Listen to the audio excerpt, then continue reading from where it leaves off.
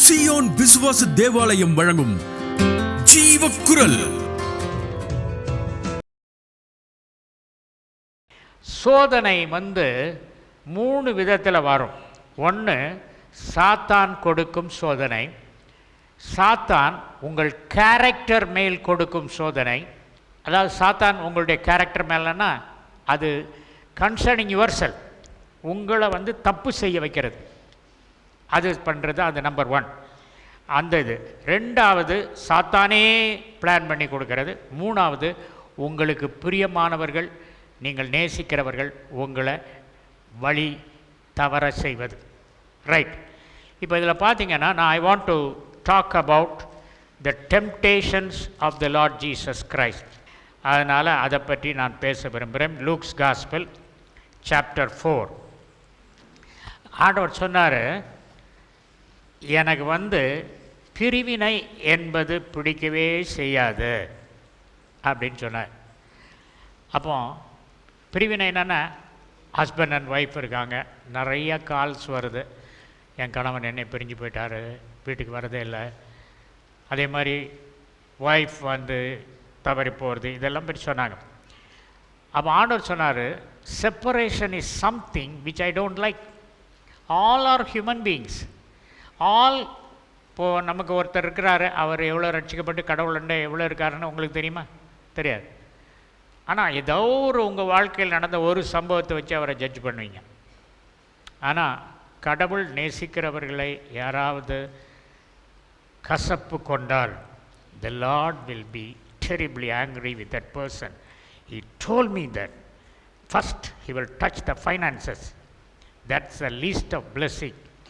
இந்த சமாரியாவிலே அவன்தான் பவர்ஃபுல் அப்படின்னு சொல்லிட்டு அவன் கருதிட்டு இருந்தான், மாயாவி சீமோன்.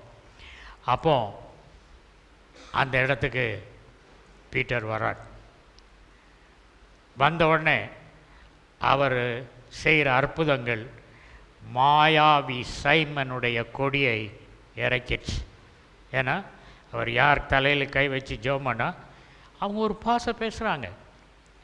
இது அவருக்கு அதிசயமாக இருந்தது, பிரமிப்பாக இருந்தது. உடனே மாயாவி சீமோனுக்கு பேதுரு மேலே பயங்கரமான கசப்பு. ஆக்ட்ஸ் 8:11. அவன் அநேக காலமாய் தன்னுடைய மாய வித்தைகளினாலே அவர்களை பிரமிக்க பண்ணினதினால் அவனை மதித்து வந்தார்கள். பிரமிக்க செய்த அந்த மனிதனை மதித்து வந்தார்கள் என்று சொல்லப்பட்டிருக்கு. ஆனால் அவன் மதிப்பெல்லாம் போயிடுச்சு. 13ஆம் வசனம்.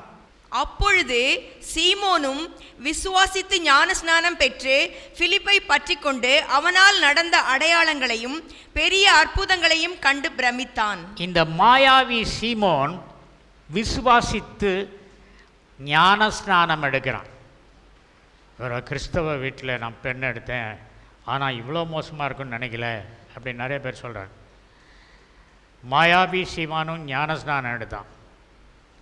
ஞானஸ்நானம் எடுத்த அந்த கிறிஸ்டியன், ஆனால் அவனுக்கு கசப்பு. என்னை விட பேதுரு அவனுக்கு பாப்புலாரிட்டி ஆகிட்டு, என் க்ரௌடெல்லாம் அங்கே போயிடுச்சு, அதனால் அவனுக்கு உள்ளத்தில் கசப்பு. அப்போ அவன் சொல்கிறான், பேதுருக்குள்ள இந்த சீக்கிரட்டை காசு கொடுத்து விலைக்கு வாங்கிட்டான். நான் செய்கிற வித்தையும் நான் செய்வேன், அவன் செய்கிற வித்தையும் நான் செய்வேன், அப்போது அவனை விட பெரிய ஆளாய் அப்படின்னு சொல்லிடு. 20ஆம் வசனம். பேதுரு அவனை நோக்கி, தேவனுடைய வரத்தை பணத்தினாலே சம்பாதித்து கொள்ளலாம் என்று நீ நினைத்தபடியால் உன் பணம் உன்னோடே கூட நாசமாய் போக கடவது. உன் இருதயம் தேவனுக்கு முன்பாக செம்மையாய் இராதபடியால் இந்த விஷயத்திலே உனக்கு பங்கும் இல்லை பாகமும் இல்லை. உன் பணம் உன்னோடே கூட நாசமாய் போக கடவுது. Anybody who has got bitterness, the Lord told me, first I will strike not his life but his finance. He will be a failure in finance. So be careful. If you have any bitterness towards anybody, first you will lose his finance. இங்கே என்ன சொல்கிறாரு அதில் பார்த்தீங்கன்னா, பேதுரு ரொம்ப நிழல் குணமாக்குற மனுஷன். அவர் என்ன சொல்கிறாரு, நாசமாக போன்றார். நீங்கள் சொல்லுவீங்களா? கிறிஸ்தவங்க அந்த வார்த்தை சொல்லலாமா? ஒரு பெரிய லீடர் சொல்கிறார். என்ன சொல்கிறார்? நாசமாக போ. எவ்வளோ கோபம் வந்துன்னா கசப்பை பார்த்து அவர் சொன்னார். ஆண்டவர் சொன்னார், அந்த வார்த்தையை நான் சொல்ல சொன்னேன் அவனை, பேதுரு அப்படின்னாரு. அதுக்கப்புறம் அந்த பிரிவினை பற்றி ஆண்டவர் சொல்லும்போது ஜெனிசிஸ் சாப்டர் 1:7, தேவன் ஆகாய விரிவை உண்டு பண்ணி ஆகாய விரிவுக்கு கீழே இருக்கிற ஜலத்திற்கும் ஆகாய விரிவுக்கு மேலே இருக்கிற ஜலத்துக்கும் பிரிவு உண்டாக்கினார். அது அப்படியே ஆயிற்று. தேவனே பிரிவு உண்டாக்குறார். ஆகாயத்தில் இருக்கிற ஜலத்துக்கும் பூமியில் இருக்கிற ஜலத்துக்கும் பிரிவு உண்டாக்கினார். அவர் சொன்னார், நானே பிரிவு உண்டாக்கினாலும் அந்த பிரிவுக்கு அப்புறம் தேவன் நல்லது என்று கண்டார்னு சொல்லலை. ஒவ்வொரு தடவை அவர் கிரியேஷனில் சொல்லிவிட்டு தேவன் நல்லது என்று கண்டார்னு இருக்கும். இந்த பிரிவு உண்டாக்குனதில் மாத்திரம் தேவன் நல்லது என்று கண்டார்னு வரல. பிரிவு நல்லது இல்லை. Okay, that's what God was telling me. Okay, then நீங்கள் வந்து இந்த எக்கால பண்டிகை அன்னைக்கு உங்களை சர்ச் பண்ணி நீங்கள் கரெக்ட் பண்ணிக்கணும்னு சொல்கிறேன். எப்படி இது பண்ணணும்னு சொன்னால், நீங்கள் ஜெபம் பண்ணுற ஆட்கள் தான். Proverbs chapter 28:9. வேதத்தை கேளாதபடி தன் செவியை விலக்குகிறவனுடைய ஜெபமும் அருவருப்பானது. வேதத்தை கேளாதபடி தன் செவியை விலக்குகிறவனுடைய ஜெபம் அருவருப்பானது. ஜெபம் அருவருப்பானது. ப்ரேயர் இஸ் அன் அபாமினேஷன் போட்டது. அருவருப்பு. யார் ப்ரேயர்? வேதத்தின்படி கீழ்ப்படியாதவனுடைய prayer அருவருப்பானது. These are all, I am not attacking anybody or anything which God has spoken to me from Monday. அப்போ ஆண்டவர் சொன்னது, கர்த்தருக்குள் அன்பானவர்களே, வேதத்தில் சாய்ஸ் கிடையாது. கொஸ்டின் பேப்பரில் நீங்கள் பார்த்தீங்கன்னா 10 கேள்விகளில் 8 கேள்வி எழுதினா போதும், சாய்ஸில் 2 கேள்வியை விட்டுறலாம். இந்த பைபிளில் கவர் டு கவர், சரி நான் வந்து விபச்சாரம் செய்யாதிருப்பாயா ஃபாலோ பண்ணுறேன், சபை கூடி வருதலை விட்டு இராதிருப்பார்களாக ஃபாலோ பண்ணுறேன், எப்பொழுதும் சந்தோஷமாயிருங்கள், மீண்டும் சொல்லுகிறேன் எப்பொழுதும் சந்தோஷமாயிருங்கள். அது எப்படிங்க சந்தோஷமாக இருக்க முடியும்? அப்படி இல்லை. கஷ்டம் வந்தாலும் சந்தோஷமாக இருக்கணும். கஷ்டத்தை கொடுக்கறது பிசாசு. அப்போது பிசாசு கஷ்டத்தை கொடுத்த உடனே நீங்கள் அழுதிங்கன்னா யாருக்கு வெற்றி?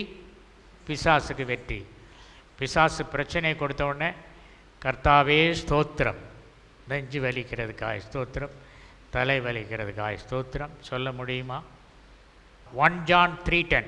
இதனாலே தேவனுடைய பிள்ளைகள் இன்னார் என்றும் பிசாசின் பிள்ளைகள் இன்னார் என்றும் வெளிப்படும். நீதியை செய்யாமலும் தன் சகோதரனில் அன்பு கூறாமலும் இருக்கிற எவனும் தேவனால் உண்டானவன் அல்ல. தன் சகோதரனை அன்பு கூறாமல் இருக்கிறவன் தேவனால் உண்டானவன் அல்ல. He has got nothing to do with God. What he will do is he will deviate others. Okay. 1 Peter 3:9 onwards. தீமைக்கு தீமையையும் உதாசீனத்துக்கு உதாசீனத்தையும் சரி கட்டாமல். தீமைக்கு தீமை செய்யக்கூடாது. எனக்கு தீமை செய்தவங்களுக்கு தான் நான் நிறைய ப்ரே பண்ணியிருக்கேன். இயேசு கிறிஸ்து வாழ்ந்த நாட்கள் நீங்கள் கோபப்பட்டதே கிடையாதா? நான் அவர் சொன்னார், மத தலைவர்கள் என்று அழைக்கிறவர்கள் தங்கள் தோராவை விட்டுட்டு வசனத்தை விட்டுட்டு விலகும்போது வெள்ளையடிக்கப்பட்ட கல்லறையேன்னு கூப்பிட்டுருக்கார். பரிசேயர், சதுசேயர், வேதபாரகர் இவங்கள தான் அட்டாக் பண்ணிடுறார். இவங்க வந்து ஸ்பிரிச்சுவல் ஸ்டாக். அவங்கள தான் காசு புறாவை கவிழ்த்து விட்டு காசு பெட்டியெல்லாம் கொட்டி சீசர்கள் எவனும் ஜாயின் பண்ணல. கோயிலில் போய் காசு பெட்டியை கொட்டவா, நான் வரலப்பா, பேதுருவிலேருந்து எல்லா சீசனும் போயிட்டான், இவர் தனியாக வரலன்னா போப்பா, நான் எனக்கு ஒரு சவுக்கு போதும் எடுத்து போனான். Jesus was a person of integrity, love and forgiveness. Okay, 1 Peter 9 onwards. தீமைக்கு தீமையும் தீமைக்கு தீமையையும் உதாசீனத்துக்கு உதாசீனத்தையும் சரி கட்டாமல் அதற்கு பதிலாக நீங்கள் ஆசீர்வாதத்தை சுதந்திரித்துக் கொள்ளும்படி அழைக்கப்பட்டிருக்கிறவர்கள் என்று அறிந்து ஆசீர்வதியுங்கள்.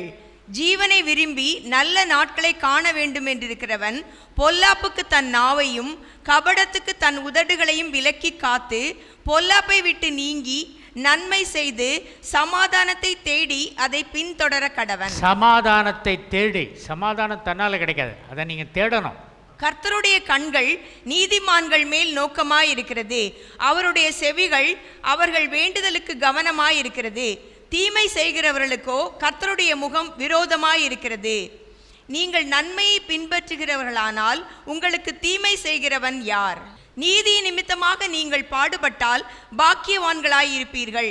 அவர்களுடைய பயமுறுத்தலுக்கு நீங்கள் பயப்படாமலும் கலங்காமலும் இருந்து, பயப்படுதலுக்கு கலங்காமலும் பயப்படாமலும் இருங்க. நான் ரொம்ப பயந்த சுபாவம் உள்ளவன். ஒரு வேலைக்காரி இருந்து அது சொல்லும், பூச்சாண்டிகிட்ட பிடிச்சி கொடுத்துருவேன். எனக்கு என்னடா அது யார் பூச்சாண்டினா யாருன்னு தெரில. ஒரு அங்கிள் வந்தார், அவர்கிட்ட, அங்கிள் இந்த பூச்சாண்டினா யார்? பூச்சாண்டின்னு ஒருத்தருமே கிடையாது, நீ கவலைப்படாத, அப்படி ஒன்றும் கிடையாது, அது கற்பனை, பயப்படுத்துறதுக்கு மற்றவங்க சொல்கிறது. ஆனால் அது அந்த காலத்துலேருந்தே அப்படி இருக்குது. நீ சாப்பிடல பூச்சாண்டி பிடிச்சிட்டு போயிடுவோம் அப்படின்னு இந்த வேலைக்காரி சொல்லிச்சு. உன்னை தான் பூச்சாண்டி பிடிக்கும், நான் சாப்பிட மாட்டேன். என்னடா நேற்று வரைக்கும் பூச்சாண்டி, அது மாதிரி ஓ இது பூச்சாண்டின்னு என்னை பூச்சாண்டி காட்டிட்டு இருந்தவங்கலாம் இப்போ யார்? If God is for us who can be against us. சரி, சோதனை 3 விதமாக வரும். நம்முடைய சரீரத்திலேயே சோதனை இருக்கிறது. அது நியாயமான சோதனையாய் இருக்கலாம்.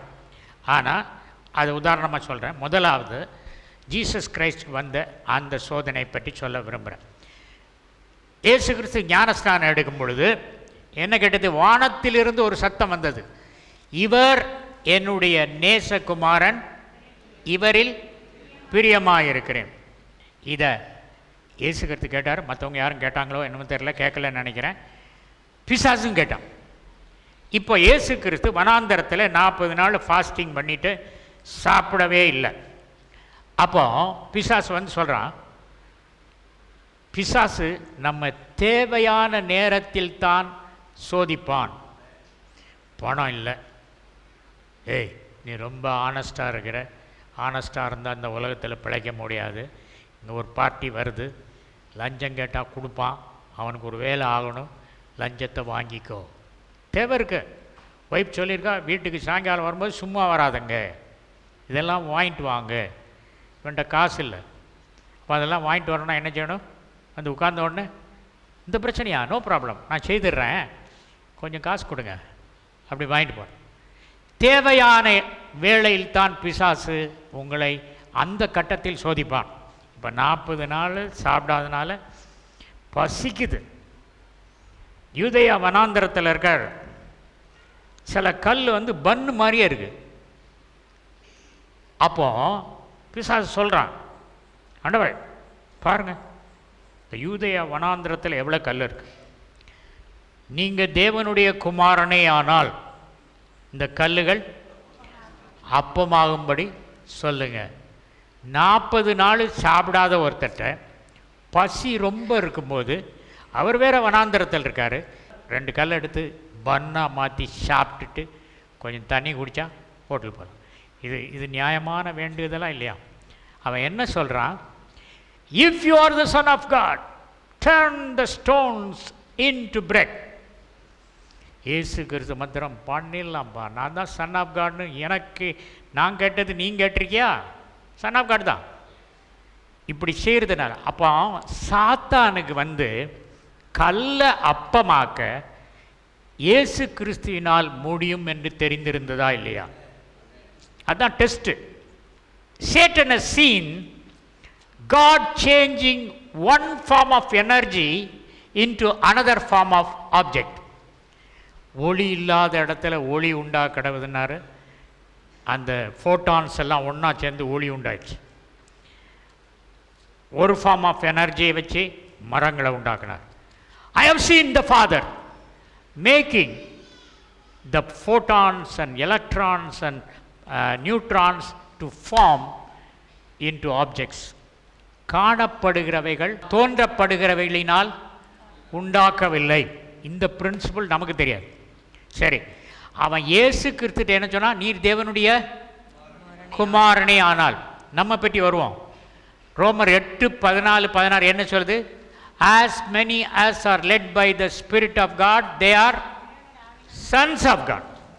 இப்போ பிசாசு இயேசு கிறிஸ்து இடத்துல போய் கல்லுகளை அப்பமாக்கும், நீ தேவனுடைய குமாரனே ஆனால். நம்ம யாரு? தேவனுடைய குமாரன். அப்போ தேவனுடைய குமாரனாகிய நாம் இருக்கிறத இல்லாததை போல் ஆக்க முடியும்? ஒரு பொருளை இன்னொரு பொருளாக மாற்ற முடியுமா முடியாதா? முடியும். இயேசு கிறிஸ்து அதை டெஸ்ட் பண்ணுறான். ஆனால் இயேசு கிறிஸ்து ஏன் செய்யலை? ஏன்னா அவர் பிசாசுக்கு போய் நான் தேவனுடைய குமாரன்னு ப்ரூவ் பண்ண தேவையில்லை. நீ not prove. The Lord is telling me about Matthew's Gospel, chapter 5, verse 44 and 45. நான் உங்களுக்கு சொல்லுகிறேன், உங்கள் சத்துருக்களை சிநேகியுங்கள், உங்களை சபிக்கிறவர்களை ஆசீர்வதியுங்கள், உங்களை பகைக்கிறவர்களுக்கு நன்மை செய்யுங்கள், உங்களை நிந்திக்கிறவர்களுக்காகவும் உங்களை துன்பப்படுத்துகிறவர்களுக்காகவும் ஜெபம் பண்ணுங்கள். இப்படி செய்வதினால் நீங்கள் பரலோகத்தில் இருக்கிற உங்கள் பிதாவுக்கு புத்திரராய் இருப்பீர்கள். You are sons of God. சாத்தான் சொன்னது ரொம்ப கரெக்ட். சன்ஸ் ஆஃப் காடுனா ஒன்றை இன்னொன்றால் மாற்ற முடியும். காய்ச்சல் இல்லாமல் செய்ய முடியும். ஸ்டோன் இருக்கிறத ஸ்டோன் இல்லாமல் செய்ய முடியும். மார்க் 3:11. அசுத்த ஆவிகளும் அவரை கண்டபோது அவர் முன்பாக விழுந்து, நீர் தேவனுடைய குமாரன் என்று சத்தமிட்டன. கல்லுகள் அப்பமாக மாற்றுன்னு கேட்ட சமயத்தில் ஜீசஸ் கிரைஸ்ட் தேவனுடைய குமாரனா இல்லையாங்கிறது பிசாசுக்கு தெரியாது. ஆனால் அவர் கல்லுகளை அப்பமாக மாற்றலைன்னு உடனே நம்ம சொல்ல இவன் கேட்கல, இவன் தேவனுடைய குமாரன்னு கண்டுபிடிச்சிச்சு. நம்ம சொன்னதை கேட்கல. ஆண்டவருடைய வசனத்துக்கு விரோதமாக எது சொல்லப்பட்டாலும் நீங்கள் கேட்டீங்கன்னா நீங்கள் பிசாஸ். கேட்கலன்னு தெரிஞ்சுதுன்னு இந்த வசனத்தில் மார்க் 3:11 சொல்லு, நீ தேவனுடைய குமாரன் என்று எங்களுக்கு தெரியும். எப்படி? அன்னைக்கு வனாந்தரத்தில் நான் சொன்னதுக்கு நீ கேட்கல. லூக் 4:4. மனுஷன் அப்பத்தினாலே மாத்திரமல்ல தேவனுடைய ஒவ்வொரு வார்த்தையினாலும் பிழைப்பான் என்று எழுதியிருக்கிறதே என்றார். தேவனுடைய வார்த்தை அப்பம். கர்த்தருக்குள் அன்பானவர்களே, நம்ம material being are earthly being plus supernatural being. தேவன் படைத்த பொழுது காணப்படுகிறதை படைத்தார், காணப்படாததை படைத்தார். காணப்படுகிறது உலகம், காணப்படாது பரலோகம். ஏனென்றால் அவருக்குள் சகலமும் சிருஷ்டிக்கப்பட்டது, பரலோகத்தில் உள்ளவைகளும் பூலோகத்தில் உள்ளவைகளுமாகிய காணப்படுகிறவைகளும் காணப்படாதவைகளுமான சகல வஸ்துக்களும்.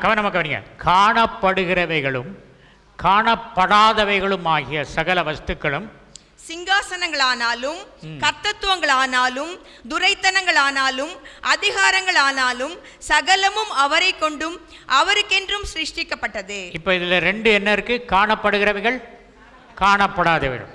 தேவன் என்ன செய்தார்? ஆதாம காணப்படுகிற மண்ணை எடுத்து, காணப்படாத தேவன் இறங்கி வந்து காணப்படாத அவர் மூச்சு காற்றை ஊதினவுடன் மனுஷன் ஜீவாத்மா ஆனான். அப்போ மனுஷனுக்குள்ள, விக்டர் ஞானராஜுக்குள்ள என்ன இருக்கு? காணப்படுகிறது இருக்கு. என்னது? மண். மண்ணில் கால்சியம், அயன் எல்லாம் இருக்குது. என் பாடியிலையும் கால்சியம், அயன் எல்லாம் இருக்கு. காணப்படுது. காணப்படாது என்னது? அவருடைய காற்று, மூச்சு காற்று. ஆதாமில் ஊதுனார், அந்த காற்று அவனை ஜீவ ஆத்மா ஆக்கிச்சு. நீங்கள் நிறைய நாள் பார்த்துக்கலாம், என் மூச்சு காற்று சாதாரண மூச்சு காற்று இல்லை. Oxygen, hydrogen, nitrogen, anointing. அதனால தான் if I can you have seen me அப்படின்னு ஊதுனா போதும், அந்த anointing will touch, people will fall. Anointing will touch. காணப்படுகிறவைகளும் காணப்படாதவை. அப்போ நமக்குள்ள காணப்படுகிற சரீரம் மாத்திரம் இருக்கு, காணப்படாத ஆத்மா செத்து போச்சு. ஆனால் என்னைக்கு இயேசு கிறிஸ்துவ சொந்த ரட்சகராக ஏற்றுக்கொள்கிறோமோ அன்னைக்கு காணப்படாத அந்த ஆத்மா நமக்கு காணப்படக்கூடியதாக மாறுகிறது. You can see. காண்கிற உலகத்தையும் காணலாம், காணப்படாத நோயையும் காணலாம். எனக்கு சில வேளைகளில் சாப்பாடு கிடைக்காம போயிருக்கு. அந்த டைமில் I use to read the Bible. அப்பாப்பில் இந்த களிமண், பிளாஸ்டிக் களிமண் இருக்கும், அதில் யானை செய்யன்னு சொல்லிட்டு பையனை கொடுப்பார். அவன் அதுக்கு உருட்டி என்னத்தையும் என்னமோ ஒரு மாதிரி டேடி யானை செய்துட்டேன், எப்படி இருக்குது அப்படின்வான். அதை பார்த்தா பூனை மாதிரி கூட இருக்காது. அப்பா சொல்லுவார், ரொம்ப அழகாக செய்யிட்டியே யானை, துதுக்கியே இருக்காது, ரொம்ப அழகாக இருக்குது யானை இது அப்படின்னா. ஏன் அப்பா. அதனால் அது இல்லாட்டால் என்ன செய்வார், தட்டி கொடுத்து சொல்லுவார், அதான் நம்ம அப்பா. He loves us. நம்மை ஹர்ட் பண்ண மாட்டார். He loves us. His love is enormous. We are us coming into the ministry of gospel, we forget all these things. 3 John verse 9 and verse 12. நான் சபைக்கு எழுதினேன், ஆனாலும் அவர்களில் முதன்மையாய் இருக்க விரும்புகிற தியோத்திரேப்பு எங்களை ஏற்றுக்கொள்ளவில்லை. தியோத்திரேப்பு, he wants to be first. Nobody else should come. I want to be first. அவன் வந்து அப்போஸ்தலன் ஜானை ஏற்றுக்கல. அதே ஊரில் திமத்ரேயு, டெமிட்ரியஸ், verse 12. தெமெத்ரியு எல்லாராலும் நற்சாட்சி பெற்றதும் அல்லாமல், தெமெத்ரியு எல்லாராலும் நற்சாட்சி பெற்றான். அடுத்த சோதனை லூக்கா 4:5. பின்பு பிசாசு அவரை உயர்ந்த மலையின் மேல் கொண்டு போய் உலகத்தின் சகல ராஜ்யங்களையும் ஒரு நிமிஷத்திலே அவருக்கு காண்பித்து, இவைகள் எல்லாவற்றின் மேலும் உள்ள அதிகாரத்தையும் இவைகளின் மகிமையையும் உமக்கு தருவேன், இவைகள் எனக்கு ஒப்பு கொடுக்கப்பட்டிருக்கிறது, எனக்கு இஷ்டமானவனுக்கு இவைகளை கொடுக்கிறேன், நீர் என்னை பணிந்து கொண்டால் எல்லாம் உம்முடையதாகும் என்று சொன்னான். பணிந்து கொண்டால் எல்லாம் உம்முடையதாகும். அல்லது பணிந்து கொண்டால் என்னது, வர்ஷிப் பண்ணா எல்லாத்தையும் கொடுத்துறேன். இப்போ உலகமெல்லாம் பிசாசு கீழே இருக்குது. அவன் என்ன சொல்கிறான், என்னை நீ பிசாசே நீ வாழ்க அப்படின்னு சொன்னால் போதும், இந்த உலகம் பூரா உனக்கு தந்துடுறேன், சாவியை தந்துடுறேன். வர்ஷிப் வந்து எவ்வளோ முக்கியம்னு பிசாசுக்கு தெரிஞ்ச அளவு நமக்கு தெரியலை.